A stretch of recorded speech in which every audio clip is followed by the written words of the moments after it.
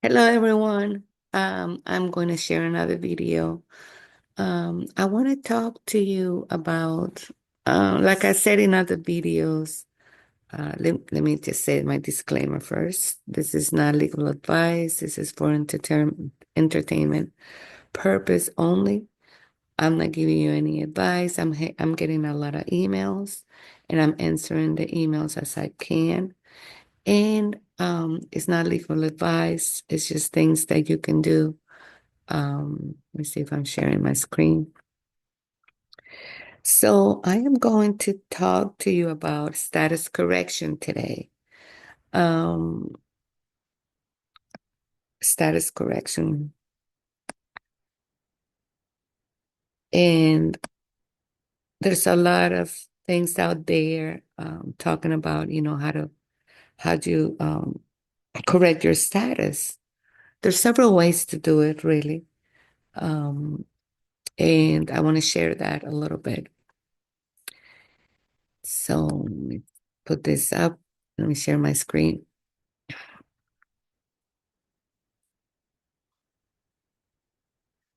Yeah, I think I'm sharing the screen right now. So status correction, it's important because it will um, take you out of the jurisdiction of these entities. And so it is very important to do it. It's like the following the up your journey in this. Um, you don't have to have a status correction to do like the coupon and try to discharge debt with the coupon. You don't need the status correction because you are the owner of the presentment of the bills that you get at home. So, in your capacity as you are, you can pretty much do it and do the administrative process. And it works about 20%, the other 80% does not work in the sense of not going all the way through it. A lot of people are thinking that you send a presentment, you endorse it like a check or a money order, and that they're going to these corporations are going to take him and you're good to go. No, it is you're creating a paper trail. You're creating a case where they need to comply. They need to honor your presentment. And that's why you send it certified return receipt because you're going to save all the copies that you make and then you're going to get that return receipt. That's why it's important to send it, those presentments to with a return receipt. And then you're going to do a file. I prefer file in like old fashioned way, like paper file. I have files also in my computer, but I also have where I have um, a folder for each of my credit cards and everything. And so, for any situation that you might have, they might sue you, they might send you, then you have the paperwork that you can show. You can, if you go to arbitration or you decide to sue them or something like that, then you have the documentation of that process that you're doing. A lot of the I'm teaching or maybe sharing, I cannot go all the way through because this is information that other people I learn from other people, and this is a public forum, and I don't want any situations where they send me an email, hey, you're using my it has happened before, using my content and all that. So I can help you out if you write to me and stuff like that. Okay, so in your capacity of how you are, you're not no with no status correction. You can do these things like the coupon and try to discharge it. Um, Now, if you want to go, and I think you should go uh, into, this is for people that want to go into the private, that are just tired of being harassed. paying taxes, with all this so-called debt that we got into, um, you can begin to discharge all that, get your credit score in a healthy um, place, and eventually you don't use the credit score anymore. You work with the Treasury, you work directly with the IRS, and it becomes a lifestyle. So if your purpose is to get out of the system, get out of this matrix, as they say, then you can start processing. And you don't need to know everything and why you're doing it. I started like that, where I would just do things here and there. And I thought, well, one day it will come all together. And yes, it's coming all together slowly but surely. So I'm going to share a list of things that you can do right now for the future. And then you can implement things and put them in place. It is not, there's a lot of information out there. And no, do this or do that. Send the IRS form, the 1099s, and all that. Um, I stopped doing the 1099s. I did have some results, but I stopped doing it because I want to understand a little bit more, and I want to learn consumer law. I want to learn trust law, contract law, equity, chancery, all that thing. I want to learn it so I can implement it when I go to court. I can defend myself or help other people, be an advocate for, let's say, I'm learning how to be an advocate for people that has been um, have they're going through an eviction, right? So I'm learning all these things that in the future are going to help me and my family or friends or even clients. So the thing, I'm sorry, I have I have like this little cold that I'm this cough. I'm sorry about that. So the first thing you want to do before doing any process is learn all these laws, common law, and all that. And then you'll be putting it all together. So I'm going to share a list of things that you can do right now in your capacity, um, that they will help you with the status correction. Okay, status correction. There's several ways that you can do it. Back in the day, sending the forms to the county recorder, and that's how I did it. Um, I will put another video maybe later on today or tomorrow of a book to when you can get that I'm talking about to fix your and have the status correction. It's a really relative inexpensive book, and it has the form. You go to the website and it has the form. You probably heard about it, and that is a way that you can change your status, and it explains it really well. So I'm going to share that later on. So you can get the book if you want to. But there's other ways. I've learned how to change it in different ways. So here's a list. Here's a list of things that you can do right now in your capacity, so you can start getting ready for the big thing, then being completely in the private, getting your car in the private completely, um, and all these things that make life really wonderful because you don't need to pass by any company or the IRS. Um, and it's great. I'm not 100% there yet. Like I said, I'm about 70%. But this is the thing that I want the list that I want to share with you. So first thing you want to do, you want to do it. I've heard, yes, do it. Authentication of your birth certificate. So the authentication of the birth certificate, I struggle with that because a lot of people say, no, don't do it. But I found out that, yes, it is important to do it. So authenticated the birth certificate. um, in the state level, county level, and federal level. So there's three. So first, you want to send it to the state level, to your Secretary of State. You can Google that, and just different states have different forms, like a cover letter um, that you send, and there's a fee, usually $10. You want to get the loan form, birth certificate, and buy the check, because that has a lot more information as the bond. So you want to spend, it's about $99 to get your loan form birth certificate.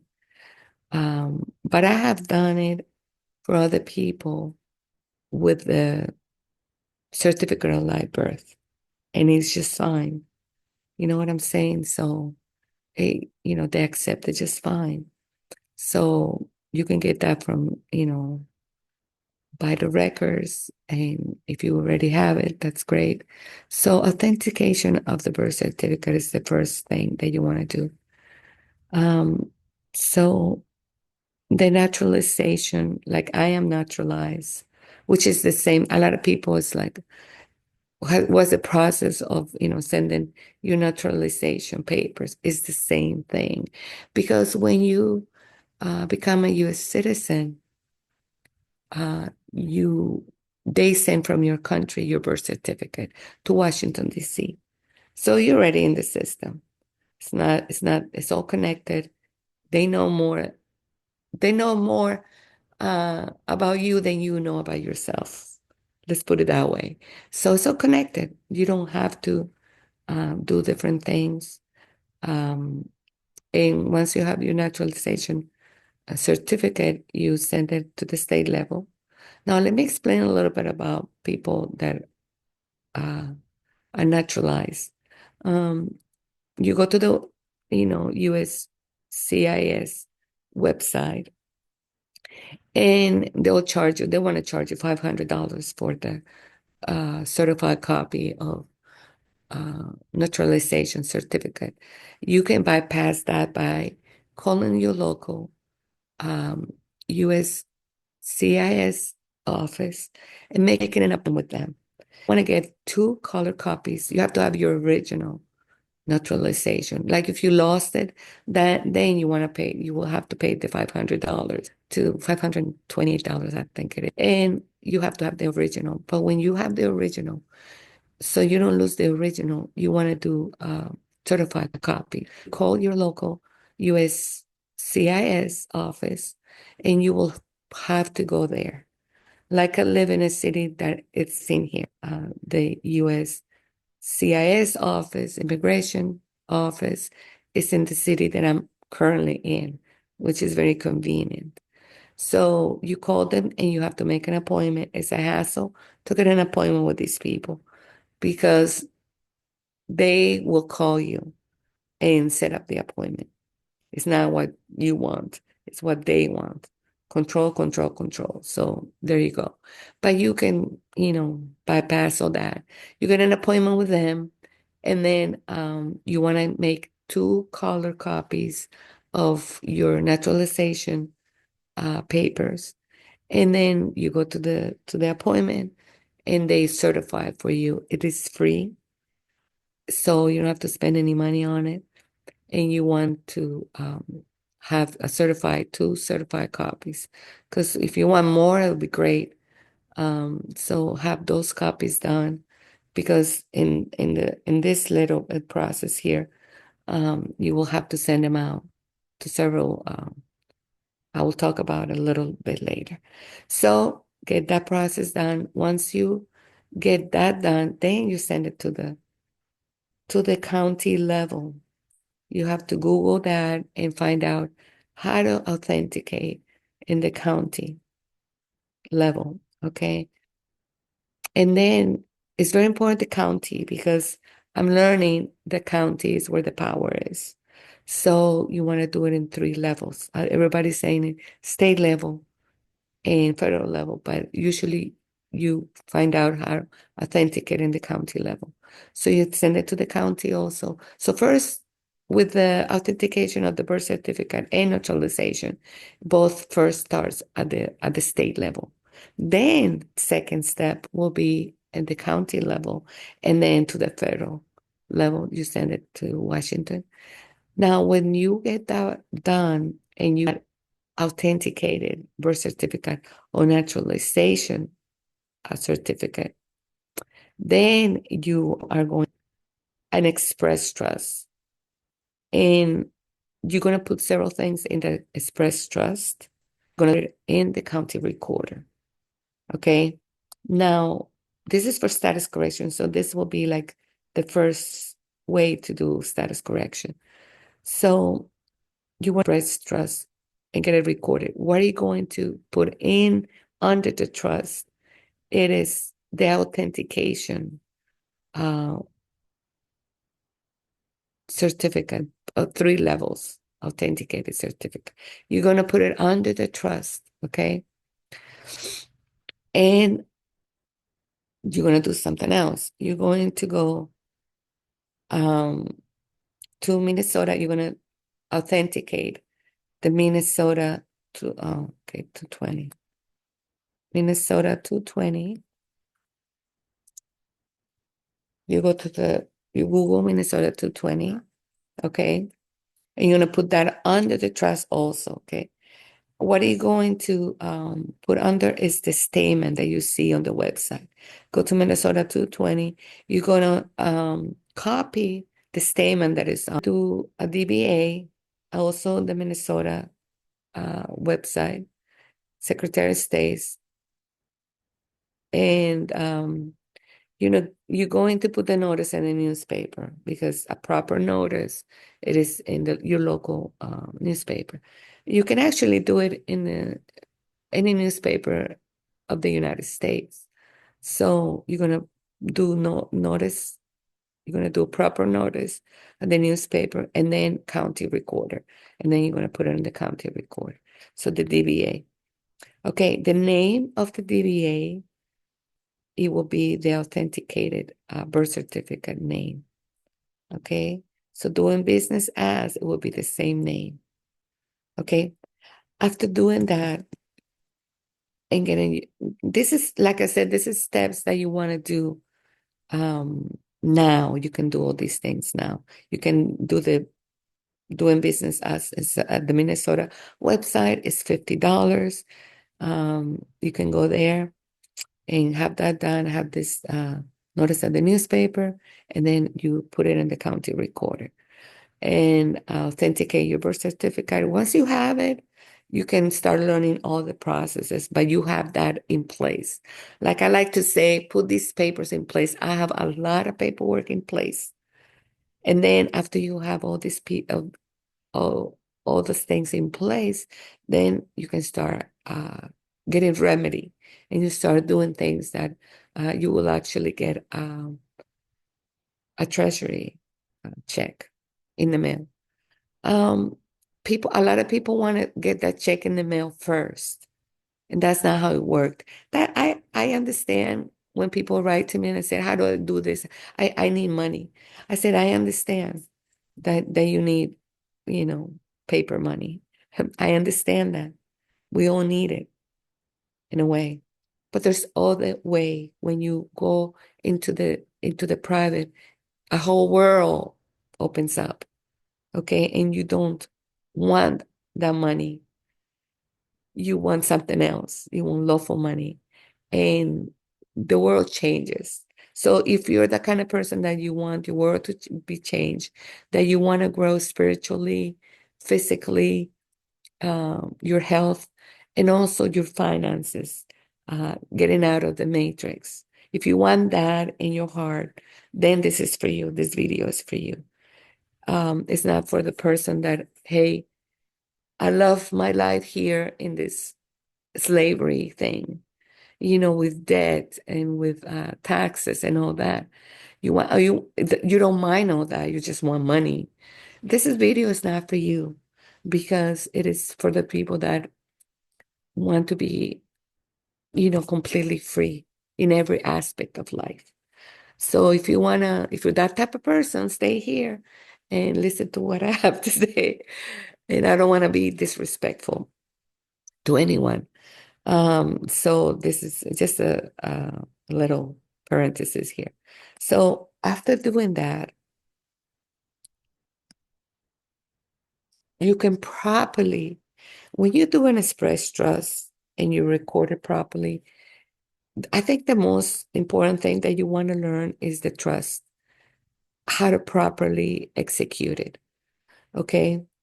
Because when you properly execute it, it's just so much, that's where the power is. So you want to learn all that um, about the express trust. Okay. And then with that express trust, you properly are going to do the SPC process, secure party process, because a lot of people are saying, do the SPC process, secure party creditor. No, there's not such thing as secure party creditor. Is secure party. You want to be, you want to change the status, right? So you'll be able to do things with a status, okay? And then this PC process, the proper way to do it is use UCC1 and then a UCC3. You're going to do the express trust. Okay, the express trust is the opposite of implied trust. So an implied trust is what the the assumption and presumptions of the birth certificate and the social security doesn't imply trust. You want to express all this in your private capacity. Okay. So the proper way to do SPC process, it is using the express trust with what under the authentication and the statement, Minnesota 20. So a lot of people don't talk about the UCC1 and the UCC1 and how to file it and everything. But you have to protect yourself with the trust to file the UCC1. So if you ask me how to do it, I'm sharing information. Okay, I'm sharing information to learn how to do all these things. I can give you places and where I've learned and I paid for um, you know, a prescription. I'm sorry, a subscription. I was thinking a prescription of my medication, but a subscription of people that are teaching this. And then you have to pay. You have to pay maybe $50 a month for a year or 2 years once you learn all these things. But it is worth it. If you send me an email, I can share all these people that I've been learning from. And yes, it is a paid subscription. It is paid. You pay these people to teach you. Okay. A lot of things I learned on my own, but mostly I felt the need to really get into the game and pay to get to learn all these processes. That's why I cannot teach you. I'm not in the capacity right now to teach to anybody, because I will probably have to be, have my own website and start charging. In the future, I might. I just don't like the notion of getting paper money, fiat money for for me to teach something that I'm doing myself, that is working for me. And then that doesn't make sense to me, even though I do it, I pay people for learning all these things. I just don't see myself getting a website, charging, $3,000 for learn a process of paper money. I mean, it's just doesn't, it's not me. I'm a holistic practitioner. I am a person that believes in nature and all that. And this thing about charging, thousands of dollars, it is great. I've paid a lot of money. You know what I'm saying? And I've done it. But I don't see myself teaching this because it's just not me. Anyway, let's continue. So this is a way of status correction right here. Okay. There's a little bit more steps involved. Okay. There's a lot of more steps involved. Um, like what would you put in a trust minutes? There's a lot of information that you can put in there. And so this will be let's see correction. Okay. Now the second way you can do sort of like status correction is this way. Okay. You're going to do a revocable living trust, which is pretty easy because it's just, there's templates out there. Um, I might put another video, not right now. I might put another video where I can, for a donation, because in my other videos I said I'm a holistic practitioner, and I want to purchase uh, what is called via acoustic vibrational bed. So I'm accepting donations, and I'm going to put together where I can have the revocable living trust template for a donation, so I can speed up my purchase of my bioacoustic table. Thank you so much for all the donations. I've had a lot of donations for my car discharge um, uh, process, which I appreciated so much that people are giving to me. And this is very small donation, and I can send you the information of the instructions of how to discharge your car loan. So thank you so much for everything. And I'm probably going to do the same thing for the revocable living trust, which is a template. It's a beautiful template that I'm going to create. So I don't have to use anybody's template or anything. I'm going to create it, but I don't have it yet.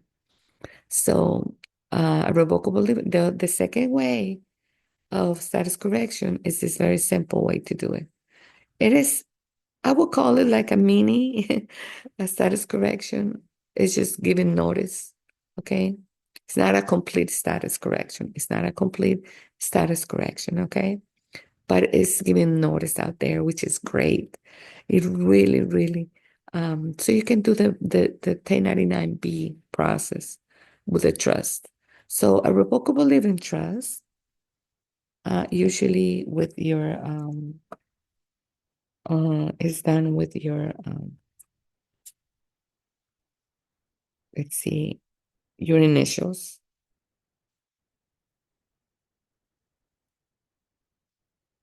Okay. Oh, sorry.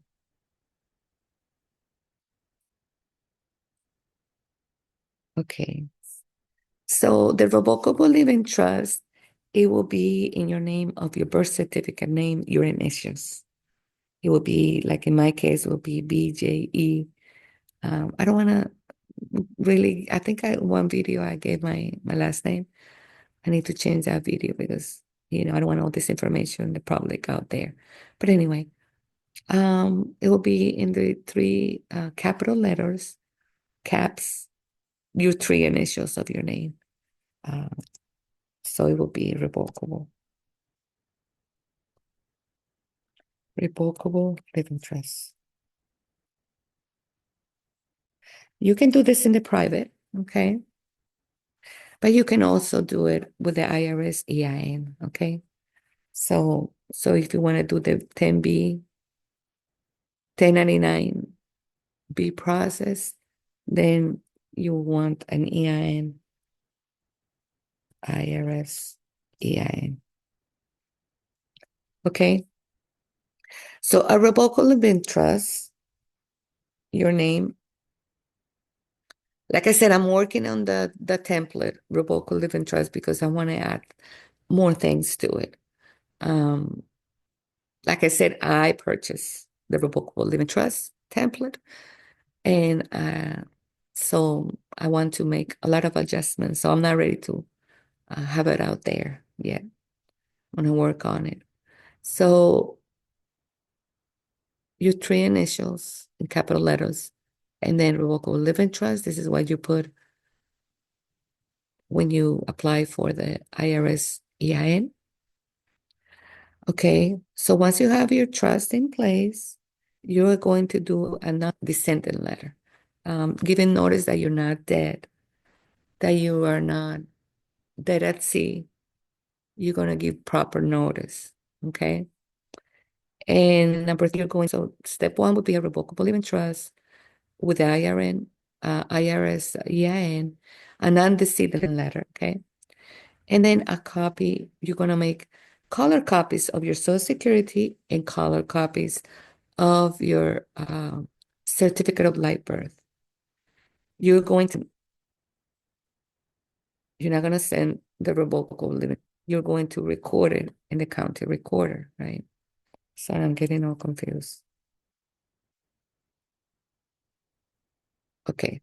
You're going to, the revocable living trust, you want to record it in the county recorder.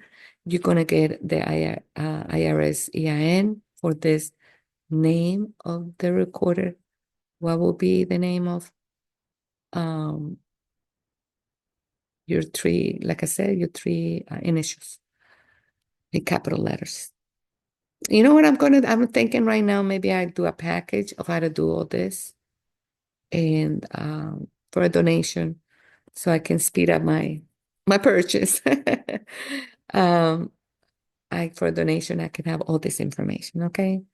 I'm gonna see if I can work in this week or next week and have it out there, okay? So two color copies of your Social Security and your certificate of live birth, not the authenticated one, the certificate. You're going to send it certified return receipt to the Secretary of State, to the AG, okay, of your state. Now this will give with you're gonna send not the revocable, like I said, you're gonna send the non-decedent letter. You're gonna send one copy of your Social Security color copy. It has to be color, my English, and then one copy of your certificate of live birth. This will give proper notice to the Secretary of State, and you're going to send the certified mail. Okay. Now, let me put a space here so you guys don't get confused. So send to Secretary of State and the Attorney General. Okay. So you don't get confused thinking that you're going to send the revocable to the Attorney General and to the Secretary of State and AG. No, you're going to send these two. Making a space here. Sorry. Okay. So this will put you in a place, the revocable living trust will put you in a place that you can do things, a lot of things with it. Okay. Like the 1099Bs. I mean, there's other things you can do with it. Okay. And this is giving notice, okay, that you are alive, that you are not this person dead at sea, okay?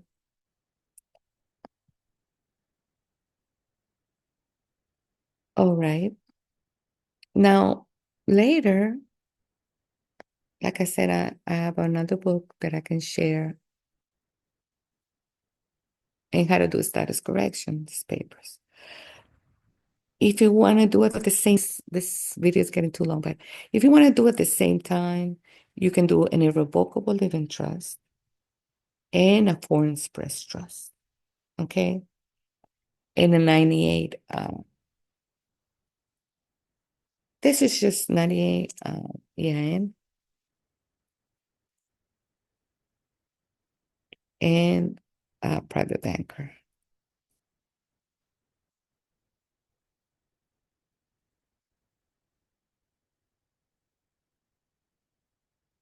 Okay. You will want to do a revocable living trust for another purpose. Okay.